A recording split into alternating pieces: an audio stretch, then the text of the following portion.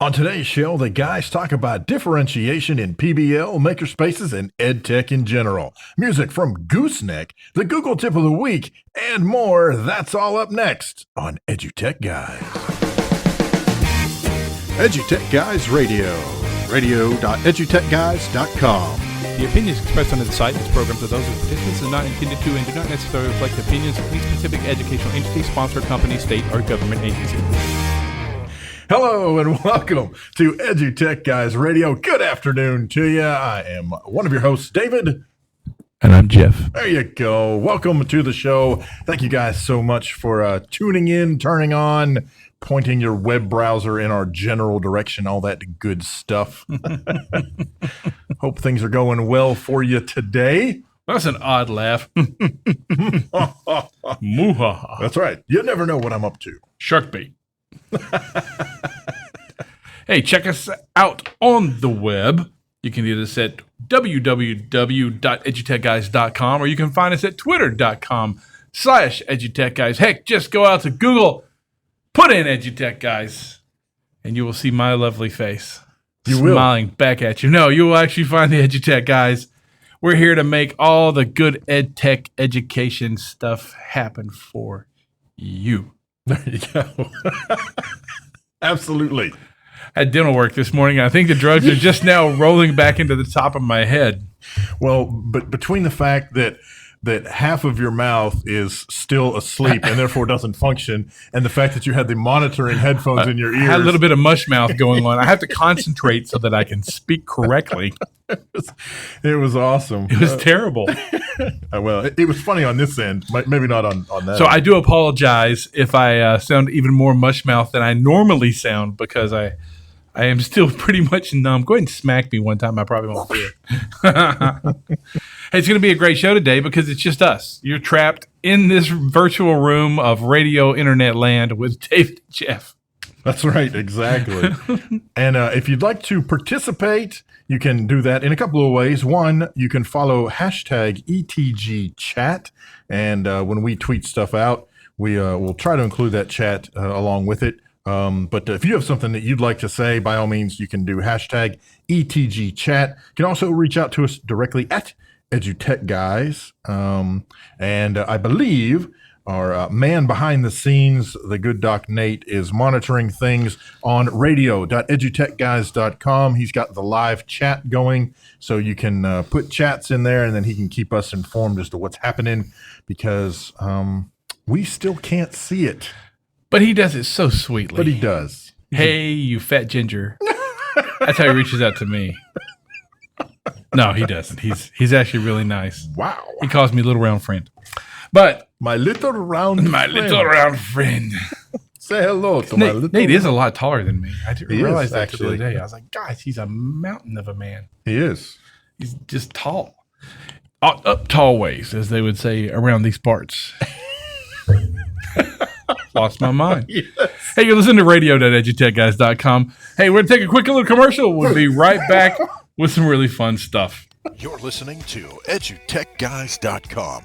Don't just listen to us. Bring us into your district today for cool, exciting, professional development. We'll teach you and your students how to take podcasting to the next level and use it to reach your classroom and to reach the world.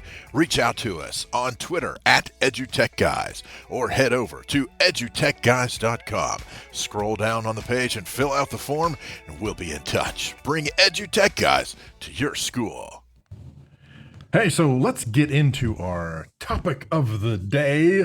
Bust out some conversation. One of the things that we want to talk about is differentiation, especially when it comes to things like makerspaces and project-based learning, and then, of course, general education technology, but specifically really looking at makerspaces, project-based learning. Just for all the folks at home, we should probably start with, kind of a working definition, maybe? Does that sound like a plan? I can do that. All right, you do that. I think I can. All right. So from the old Google, we'll just use the one that comes up on Google, which might help out. Okay. So differentiated instruction is the way in which a teacher anticipates and responds to a variety of students' needs in the classroom. To meet the students' needs, teachers differentiate by modifying the content, what is being taught, the process, how it's being taught, and the product, how students demonstrate their learning. I think that's a fairly good definition. Would you agree? Yeah. Yeah. I'm not going to argue with Google. We're going to need their money one day. This came up. We had a great post today. If you followed Twitter, we had a great post at 8 this morning on differentiation. If you want to check it out, head out to Twitter and take a look at that. But talking about differentiation, and it got my mind to thinking, and we were discussing it, the way that we've actually fixed that whole problem without trying to fix that problem just in project-based learning alone, or even maker spaces, and EdTech in general, because that's the way we're actually, let's talk about that one thing and meeting those different needs, like what's being taught. Now, how do we change it up? And so, project-based learning, I don't know if we can actually when we talk about changing up what's being taught. I mean, when I say that, how do you think of that? What's the first thing that comes to your mind? Like modifying the content, what's being taught. How do we modify the content to differentiate, say, inside of PBL? That's interesting. I threw you a hard one, didn't I? Yeah. See, you're making me think way too hard. Well, to me, it takes me back to that stupid Globe Theater. I mean, when you're talking about Shakespeare and suddenly you throw the Globe Theater in there, Ginger hated that too. We remember 2 years ago, we had this discussion about the Globe Theater, and we talked about, so there's the thing that I think gets thrown around too much is when you talk about modifying the content. What in the world does spending 1 or 2 weeks building up the Globe Theater out of popsicle sticks have to do with Shakespeare? Yeah.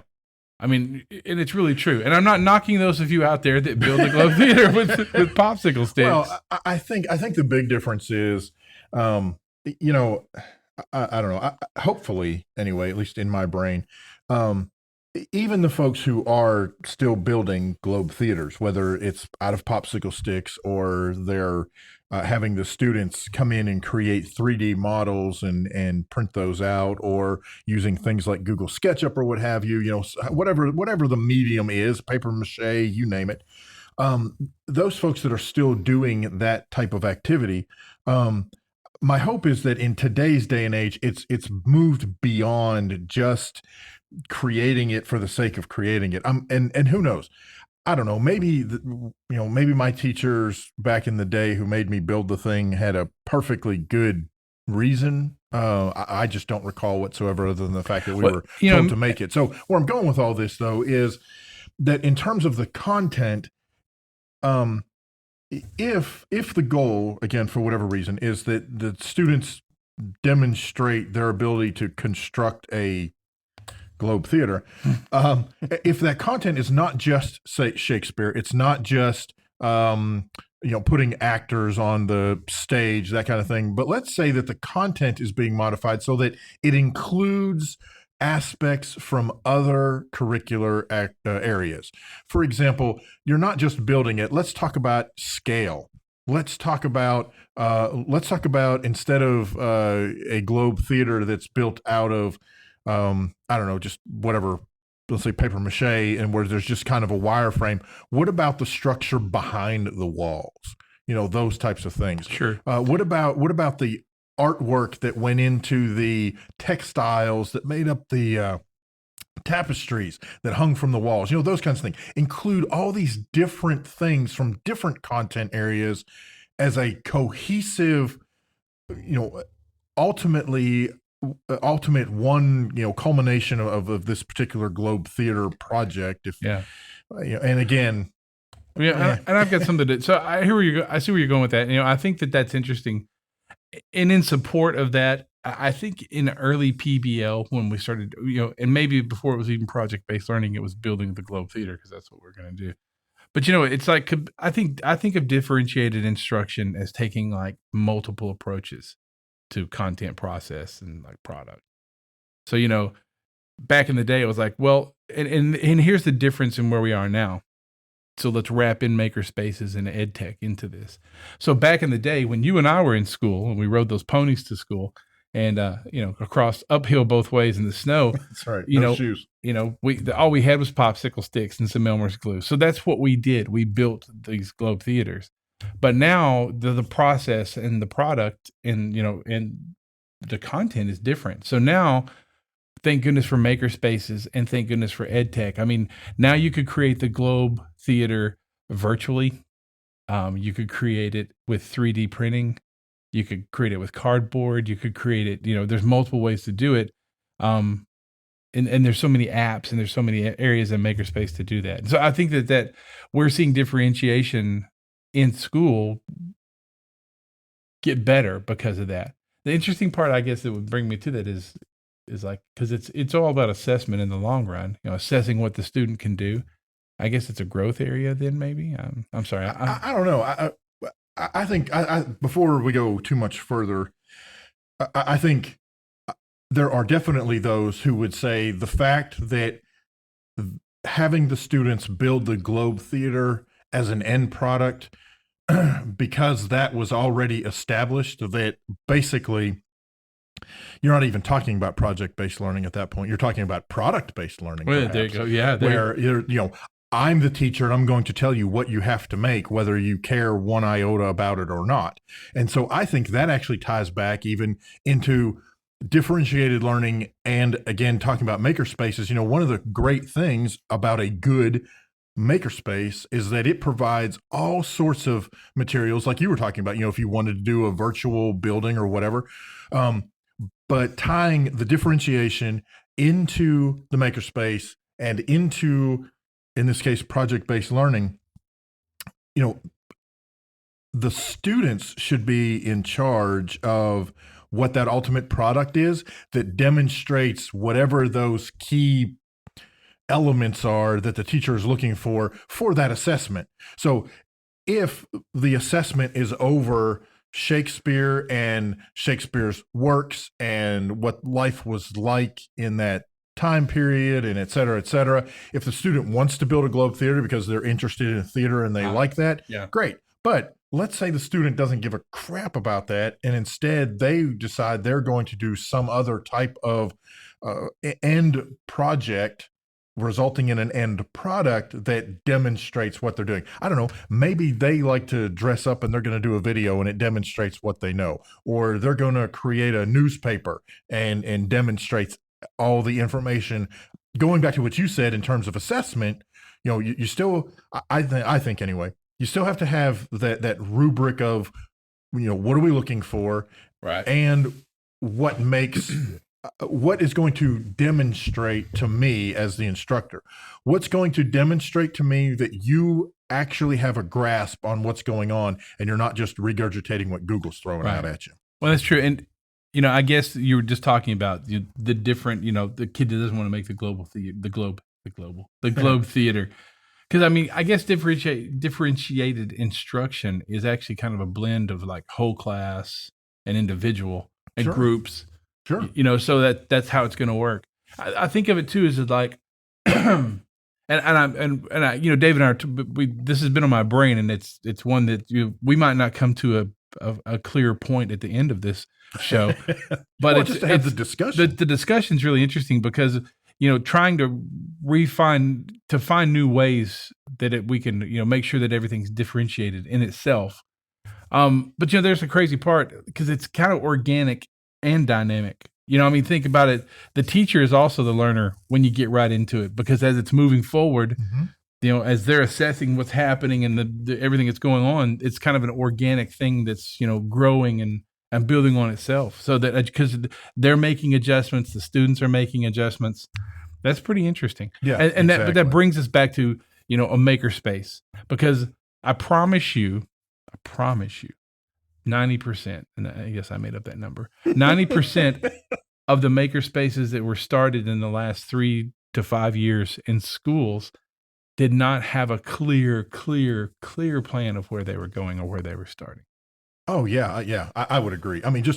Just from walking in and they can pretend around. They were going to, and they can say that, well, we had these plans. Well, no, but it would be funny to look back. It's not funny. It would be interesting to look back and have those people take a good long look. And it would be interesting if you've done that out there to let us know that you can say, yeah, here's where we looked back and went, wow, this is where we started and here's where we are now. And here's how much stuff changed because we realized that, we were not differentiated at all for our students. It was like, we're going to do this and we're going to print, these blocks. And that's 3D printing and that's what we're going to do. And that was the end of it. And there was no end goal beyond printing the blocks. Mm-hmm. And I think that's where, so it's interesting that I guess that PBL and Makerspace has grown side by side. Mm-hmm. Or, which came first, the chicken or the egg? Well, I would argue, and I'm sure there are others who would argue for and against what I'm about to say, but I truly believe that the concept, especially the very early concepts of project-based learning, came before. Well, now that I'm saying this and I'm thinking, I was going to say it came first, but if we take Makerspace and we use more of the definition that Jeff and I, when we talk about Makerspace, a lot of times in our brains, we're thinking Makerspace before the word Makerspace was cool, back when they called it things like shop and home ec and, that type of thing. Right. So yeah, that's very interesting. So, what did come first? That's pretty wild. I mean, I can think back to my wood shop days, and now I would argue that was much more product based than project based. I wasn't given an open ended. Well, I guess I sort of was. I'm thinking back. I had two projects that stand out in mind. One was we had to create a mirror out of a piece of wood. I think it was probably about, I don't know, maybe it's probably about a foot long, maybe 6 inches wide, and maybe 4 inches deep. Maybe not quite that deep. Maybe 2 inches deep.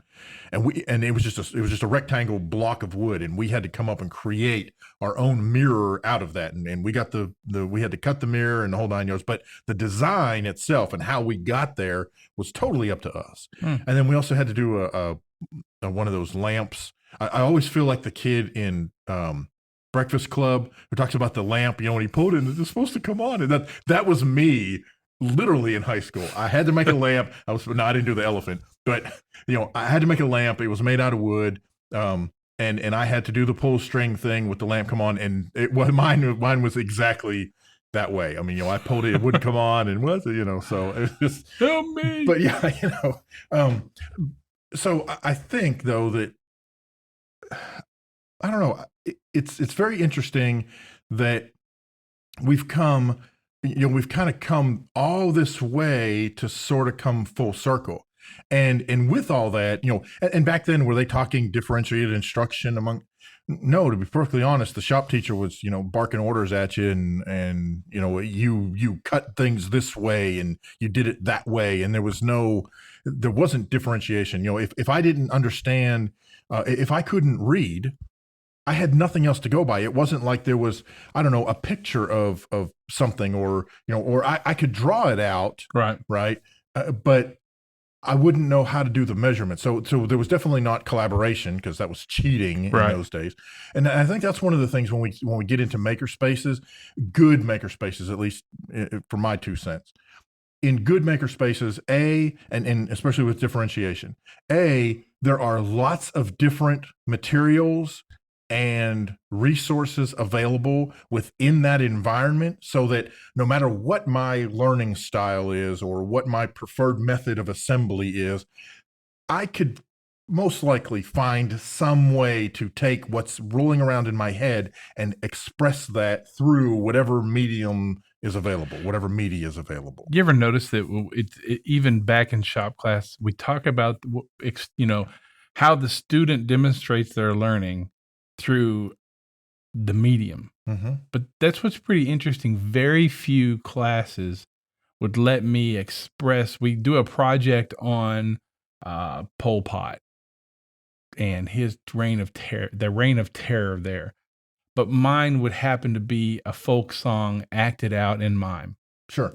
Don't see that a lot. No, you don't. I mean, you could. But you see, it's funny. I think that we've moved so far in PBL and in makerspaces in this idea of the way students demonstrate, their learning, present what they've learned. that we've gotten to that. And here's the really cool part. We've been talking a lot about VR and AR and stuff. And now we have, Corey Engstrom's kids are doing that right now. Sure. Corey Engstrom's kids in California, elementary school kids are building virtual worlds to demonstrate their learning. That's, you talk about crazy differentiated. Yeah. Hey, listen, we're going to take a quick break for a commercial. When we come back, we're going to talk a little about EdTech and what's out there app-wise and what's going on to create for that differentiated instruction that we're looking for in education. We'll be right back with EduTech Guys. Are you an educator, an administrator, work in the education technology field? Reach out to us at EduTechGuys on Twitter or go to EduTechGuys.com and fill out the form to be a guest on an upcoming show. We'd love to hear your story and share it with the world. EduTechGuys.com. Hey, welcome back. Yeah, listen, be our guest. We'd love to have you on the show. If you're listening to the show, you know someone that should be on the show. Should be on the show. You whispered it like the mic didn't pick you up. Should be. We'd love to have you on the show. So reach out to us. Jeff at EduTechGuys.com or David at EduTechGuys.com or just head out to Twitter. You can follow us on there and you can message us from there. Just let us know that you'd like to be on the show. Head to the website, drop down to the bottom of the page. You'll find a nice little form there that you can fill out and request for you to be on the show, or maybe just give us a hint of someone that you know that has a great educational EdTech story they'd like to share with the EduTech Guys. So we were just talking about differentiated education, and we were talking about makerspaces and PBL, but there's a really interesting EdTech, and EdTech has changed the whole landscape of differentiated education.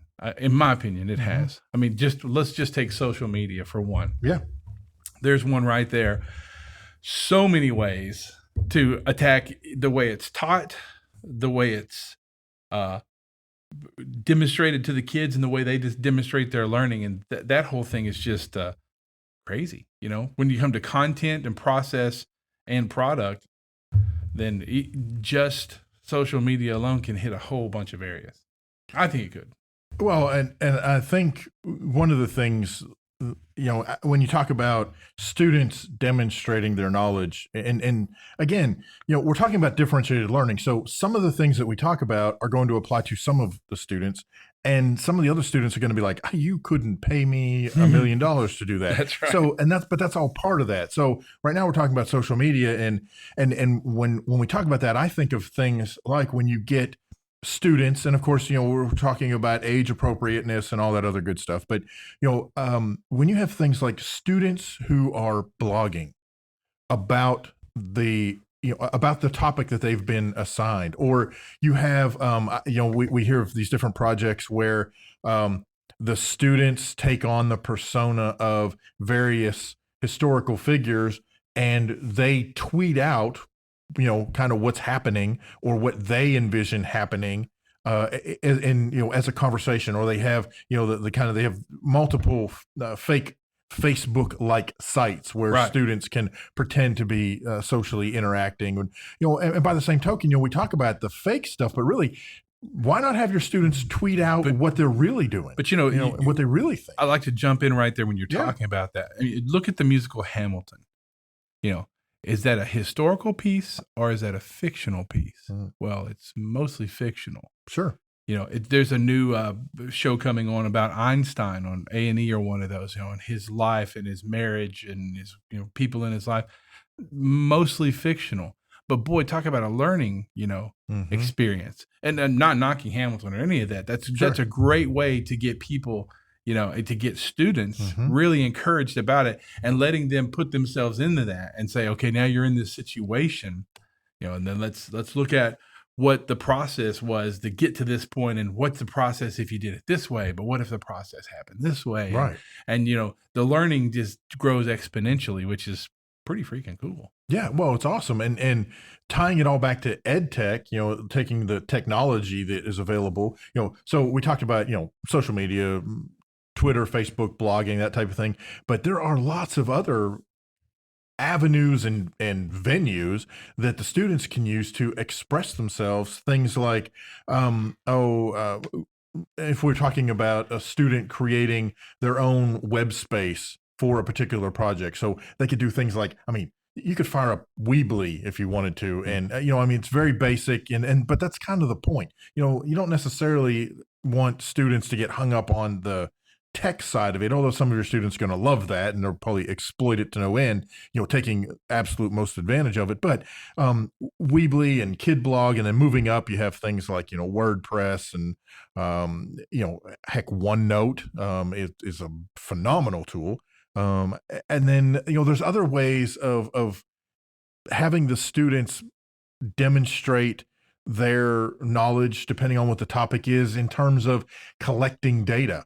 So, you can have the students devise a survey that they send out, and they use something like SurveyMonkey or Google Forms and collect that data, and then analyze that data, and then present their findings of the data that they've collected from people in the real world who have, responded and given their take on whatever those particular questions were, whatever they developed. How many times have we seen videos on YouTube where it's students who decide that that's the way they want to express to be able to demonstrate their knowledge is to create this produced video piece. I mean, crud, 2 minutes before we came on the air, the teacher center coordinator here where I work, she came down to show us a video that her two boys had made that was a kind of a remake of a Coke commercial. And I mean, they got other students involved. And of course, they were recreating. It was kind of a step-by-step recreation. So they had to recreate those scenes and those spots, and they had to edit it all together. And that was just something they did for fun. I mean, how awesome is that? Yeah, you're exactly right. That's the cool end of it. Mm-hmm. Yeah. And one more thing that it's really interesting about EdTech now is that we have finally come to the point, and we've always been striving for this. And as the technology gets better and better, it makes it easier and easier for us to build more attainable apps, more attainable portals, websites that the students can use. We're always looking for that one place so that in differentiation, the idea is that one size does not always fit all. Exactly. But if you can make a website that is so attainable to everyone, then it's not just one size. It's just fully attainable. It's got the power to do the big stuff, but it's got the simplicity to make sure that every student can perform and go through the process and create content. Sure. And I think that's where we are now at we're just at the cusp of it. But I mean, looking at some of the stuff that we were talking with Corey about, I mean, he's got elementary kids building virtual worlds. We've got kids making videos with their phones and editing them with their phones, right? Putting them out there, recreating, writing, blogging. The differentiation in EdTech is definitely there. And, that's what we're going to see as the new educational entrepreneurs take off, is when they build those sites that allow that kind of stuff to happen. And the cool part about that is that we always talked about a one-stop shop. That was like, well, if we can get one site that does everything. The beauty of it is that maybe you don't need that really. I think it's great to have a one-stop shop for some things. Sure. But it's going to be nice when the edupreneurs of the future build that one site that does podcasting and does that one site that does this math. Mm-hmm. And they do it well. And it's encompassing, and it's, we've got multiple avenues to take a look at. And it's not just, well, I'm going to buy, X Factor software because they do everything from grading to podcasting to video to making my lunch to doing my science homework for me. And look, a volcano. It's just, I think that's a really big one to me. But yeah, it's pretty cool stuff. Well, and one of the things, and I don't know, I don't know if we've even talked about this on the show or not. I know we've talked about edupreneurship and we've talked about student edupreneurship, where the students create products that turn around and they can sell. Some people are for it, some people are against it, and I totally get that. Okay, it is what it is. But there's a very cool website. It is called Artsonia, ARTSONIA.com, and it allows students to upload images of their artwork and it doesn't matter what their artwork is. It could be a painting, it could be a sculpture they made, it could be whatever, and they can upload an image of that, and then parents and just the public in general could actually buy things that have that artwork on it. So this gets signed up through the school, but they go out, so they sign up, and teachers can have the students posting their creations onto the site, and then get the word out there, and they can turn around and sell products that have their artwork on it, which is phenomenal. And then here's the real cool thing is the way Artsonia works is that the money that is raised goes to fund art programs at the school, right? You don't get that, that way you don't get into the whole, this kid's, under 18 and how are they going to earn money, and you can't just give them money and blah blah, all that other stuff. It gets all around that, in that as the student art is sold online, then that money is turned back to the school's art programs to help further art education. But thinking beyond just art, students could create virtual. Again, we talked about, like in SketchUp, they could create this environment, grab a screenshot of it, and boom, all of a sudden that's a 8x10 on the wall, or it's a coffee mug, or it's, it's amazing. It's really cool stuff. There's that content. There's that student displaying their work that lasts for a long, long time. Right. Yeah, exactly. Hey, listen, we're going to listen to a little music now. Time for that Artist of the Week. Please reach out to us on Twitter. Tell us what you think about differentiation in education, what we had to talk about here. Give us some insights that we missed, because trust me, we know we missed them. So, but yeah, reach out to us. Artist of the Week, who is it this week? This week we've got Gooseneck, and they are at facebook.com/gooseneckmusic, and this is Hot Mess. Hot, hot, hot, hot mess.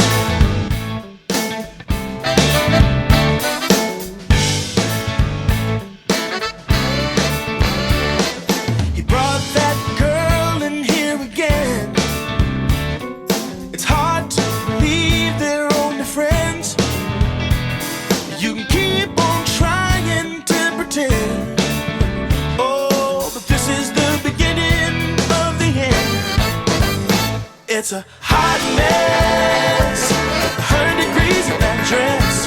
A hot mess, anytime to confess. Who's the new brunette, smoking cigarettes? How much you wanna bet? It's a hot, hot, hot, hot mess. Hot, hot, well, mess. Hot mess. Hot, hot mess. Taking Street, dancing around to little feet. She don't like that kind of beat. Generation gap is complete. Oh, it's a hot mess, 100 degrees in that dress. A hot mess, anytime to confess. The blues off the rose, and everybody. It's a cliche, I suppose. It's a hot, hot, hot, hot mess.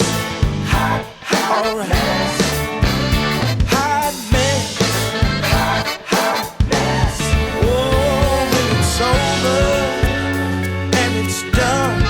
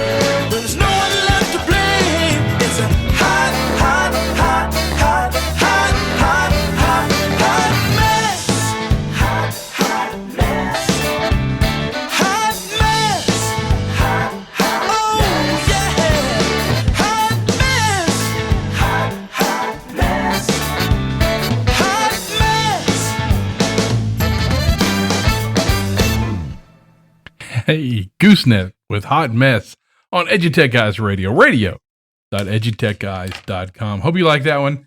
Hot Mess. How poignant.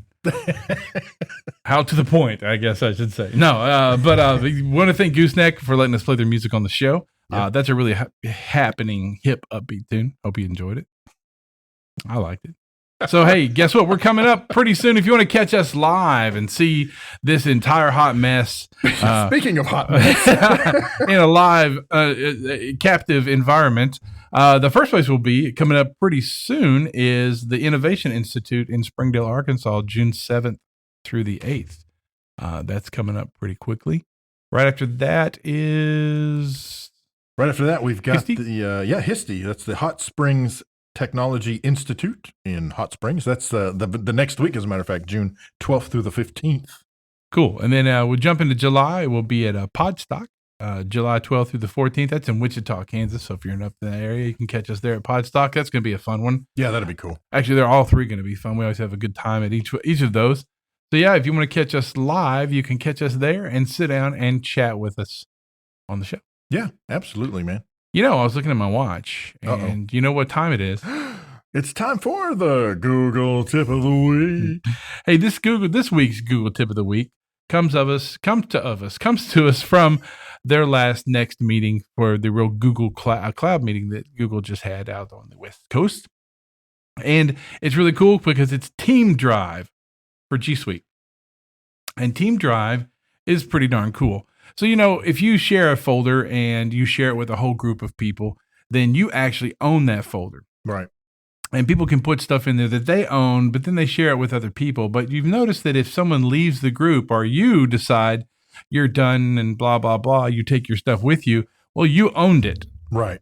They didn't. Right. And so it's easy for that to be lost, especially when you're talking about hundreds and thousands of documents in these, you know, giant shared directories, folders. Sure. And that's been a kind of a problem, you know, and Google handles it well, but it doesn't handle it as well as they wanted it to. So, hey, guess what? Team Drive. So now what's great about Team Drive is the team owns the documents. So people can come and go and be, you know, moved in and out and change permissions. It doesn't matter because the drive itself is the actual owner because it's a team drive. That's very cool. Very cool for education, very cool for business, very cool for enterprise. That's where it works. So if you're thinking about, hey, going to go turn that on, you can do that if you have G Suite Enterprise, G Suite Business, or G Suite for Education editions. Now, I understand it also works for G Suite for nonprofits. So if you do have that one, it will also work there. Pretty easy to set up. It has to be turned on first by your Google admin. So make sure you talk to your Google admin at your site and say, hey, will you turn on Team Drive? Because I would like to create some team folders. Beautiful for journalism. Anything that's sharing lots of pictures and data that needs to, for a lot of people to get to, that, you know, people are going to come and go as the years change or as the months change or days change. That's pretty cool stuff. That is very, very cool. And as of right now, it's an option and it is turned off by default. But come January 1st, 2018, it's going to be on for everyone that has those qualifying entities that Jeff talked about. What? Yeah. But very, very cool. So you definitely want to check that out. And we'll drop out a tweet so to help you learn more about team drives for G Suite. Cool stuff. Hey, well, it's been a great show. It has been a great show. Hope you had a good time. Please catch us on the web, www.twitter.com/EduTechGuys, EduTechGuys.com. Just go to Google and search EduTechGuys. Let us know what you think and give us some tips and some tricks, some things that we need to know and share with our listeners. Yes, absolutely. Hey, I'm Jeff Madlock. I'm David Henderson. We'll catch you next time. You've been listening to EduTech Guys Radio, radio.edutechguys.com. The opinions expressed on this site and its programs are those of participants and not intended to and do not necessarily reflect the opinions of any specific educational entity, sponsor, company, state, or government agency.